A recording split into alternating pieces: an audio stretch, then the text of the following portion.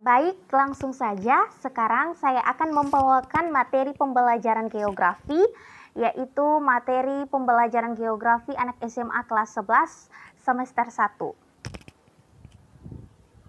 Yaitu manfaat keanekaragaman hayati bagi kelangsungan hidup manusia. Nah, tidak asing lagi bagi telinga kita apa itu keanekaragaman hayati. Dan yang bagaimana sih yang dimaksud dengan keanekaragaman hayati tadi, pasti semuanya sudah tahu.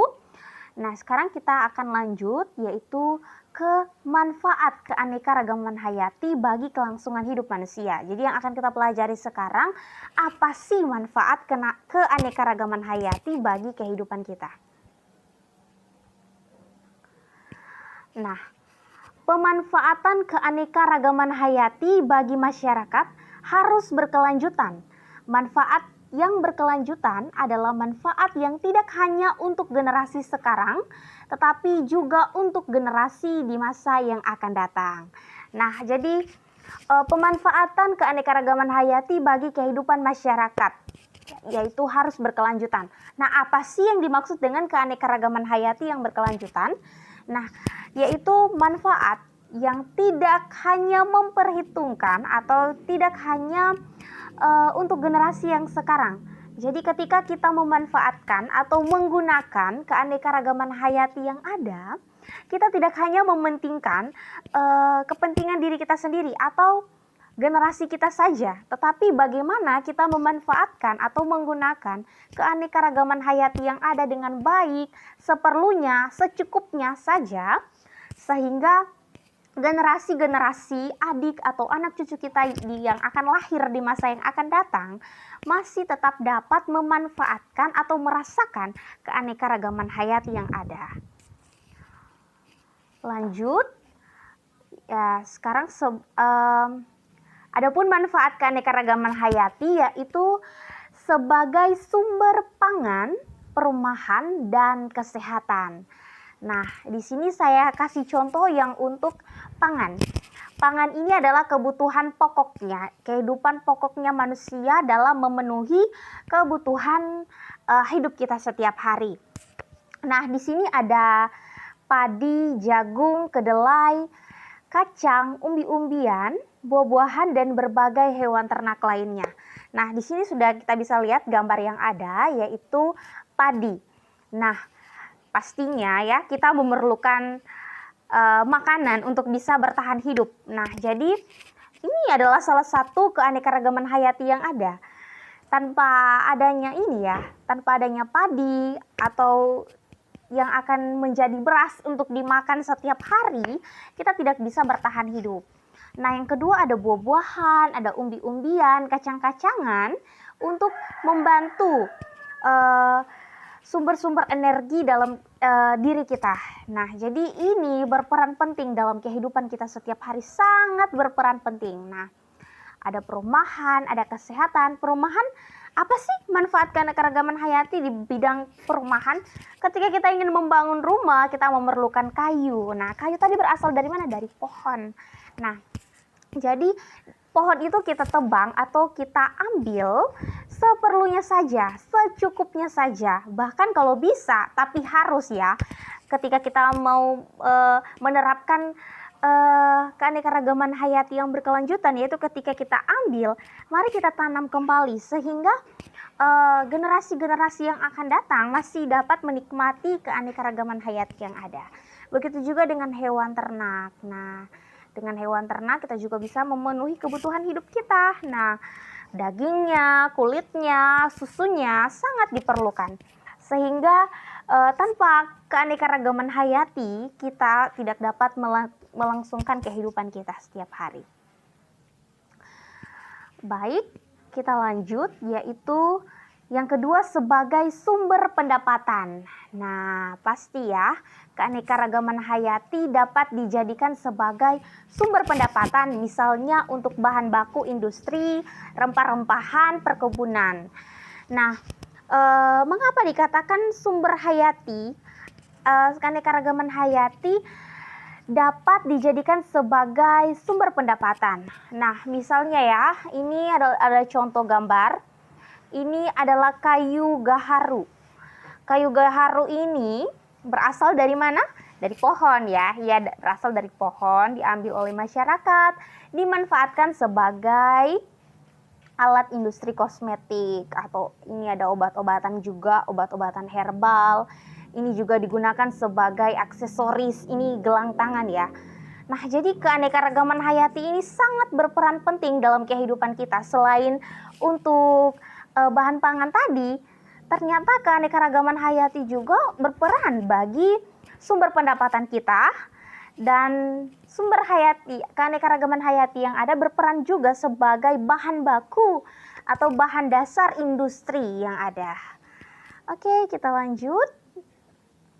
Nah, yang ketiga, sebagai sumber plasma. Hewan dan tumbuhan dan mikroba saat ini diketahui tidak perlu dimusnahkan karena mungkin saja di masa yang akan datang akan memiliki peranan yang sangat penting. Contohnya tanaman mimba atau Azadirachta indica dahulu merupakan tanaman pagar. Saat ini diketahui mengandung zat azadiktarin yang memiliki peranan sebagai anti hama dan antibakteri. Nah, kita bisa lihat gambar ya. Kita bisa lihat gambar ini. Pohon ini ya, tanaman ini atau daunnya, pokoknya ini dulunya hanya digunakan sebagai pohon sombar atau dijadikan pagar. Tapi sekarang, karena dahulu orang belum tahu sih apa manfaat dari tanaman ini, sehingga hanya digunakan sebagai pohon sombar, digunakan sebagai pagar. Tapi ketika seiring berjalannya waktu, seiring dengan perkembangan zaman, kita bisa menemukan bahwa ternyata daun dari pohon ini sangat bermanfaat sebagai antibakteri atau anti hama. Nah, ini dahulu ya, dahulu hanya digunakan seperti ini. Tapi sekarang sudah menjadi sebuah produk ya, ini produk kecantikan, Hilamaya ya. Pasti anak-anak cewek pasti tahu produk ini. Produk ini sangat familiar di bagian kecantikan, dijadikan sebagai masker wajah anti jerawat ya. Karena ini mengandung anti hama atau antibakteri. Nah, kalau untuk tanaman dia sebagai anti hama, tapi kalau ini diciptakan untuk produk kecantikan yaitu sebagai antibakteri, mencegah munculnya jerawat. Baik, sekarang kita lanjut. Yang keempat adalah manfaat ekologi. Nah, ekologi. Selain berfungsi menunjang kehidupan manusia, keanekaragaman hayati memiliki peranan dalam mempertahankan keberlanjutan ekosistem. Masing-masing jenis organisme memiliki peranan dalam ekosistemnya. Peranan ini tidak dapat digantikan oleh jenis hewan lainnya. Nah, berbicara mengenai ekosistem. Dalam kehidupan kita tidak lari dari yang namanya ekosistem ini tadi. Nah, sudah ada urutan-urutan ekosistem. Nah, contohnya burung hantu dan ular di ekosistem sawah. Nah, ini saya bisa perlihatkan contohnya. Ini adalah ekosistem sawah. Nah, ini yang disebutkan tadi yaitu ular dan burung hantu. Ini adalah peran yang berperan penting dalam ekosistem di sawah, ular dan burung hantu. Ya, di ekosistem sawah merupakan pemakan tikus. Mereka berdua ini adalah pemakan tikus. Jika kedua pemangsa, nah dalam ekosistem ini ya, ular dan burung hantu merupakan pemangsa atau pemakan si tikus. Merupakan pemakan tikus. Kedua pemangsa ini dilenyapkan. Jika kedua pemangsa ini dilenyapkan, maka tidak akan ada lagi yang mengontrol populasi tikus. Akibatnya, perkembangan tikus meningkat dengan cepat kemana-mana dan terjadi hama tikus. Nah, ini sangat berdampak bagi kehidupan petani ya. Di sawah, jika tikus banyak, yaitu atau disebut dengan hama, pasti tingkat pendapatan atau hasil panen petani akan menurun karena si tikus tadi. Makanya jangan sesekali kita mengambil secara liar atau merusak ekosistem yang ada, karena zaman sekarang ya entah itu burung, ular, sudah diambil dengan seenaknya oleh masyarakat. Entah itu dijadikan sebagai hewan peliharaan, ataukah untuk dimakan atau dikonsumsi, atau bahkan untuk dijual. Masyarakat atau penduduk yang ada mengambil hewan ini dengan secara liar atau seenaknya saja tanpa memperhatikan keseimbangan ekosistem. Nah, ular dan burung hantu tadi dikatakan merupakan pemangsa atau mereka yang berperan penting dalam sebuah ekosistem di sawah. Nah, ketika kita mengambil secara sembarangan, secara liar kedua hewan ini tadi, maka hasil panen juga berdampak pada hasil panen masyarakat seperti itu. Jadi mari kita lestarikan. Ketika kita mengambil, kita harus memperhatikan keseimbangan ekosistem yang ada, karena ujung-ujungnya mereka sangat berperan penting dalam kelangsungan kehidupan manusia. Lanjut, yang kelima adalah manfaat keilmuan. Nah, ini sangat berperan penting ya. Ini berkaitan dengan mahasiswa atau pelajar, bahkan peneliti-peneliti yang ada. Keanekaragaman hayati merupakan lahan penelitian dan pengembangan ilmu yang sangat berguna untuk kehidupan manusia. Banyak sekali manfaat keanekaragaman hayati bagi kehidupan kita. Untuk itu, bijaksanalah dalam memanfaatkan keanekaragaman hayati yang ada dan mempertimbangkan aspek manfaat dan kelestariannya. Nah, ini tadi. Nah, contohnya ya. Saya kasih contoh mahasiswa jurusan pertanian.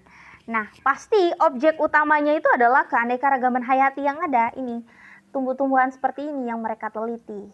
Nah, bagian kehutanan juga pasti hewan-hewannya ikut serta. Bahkan geografi juga ya.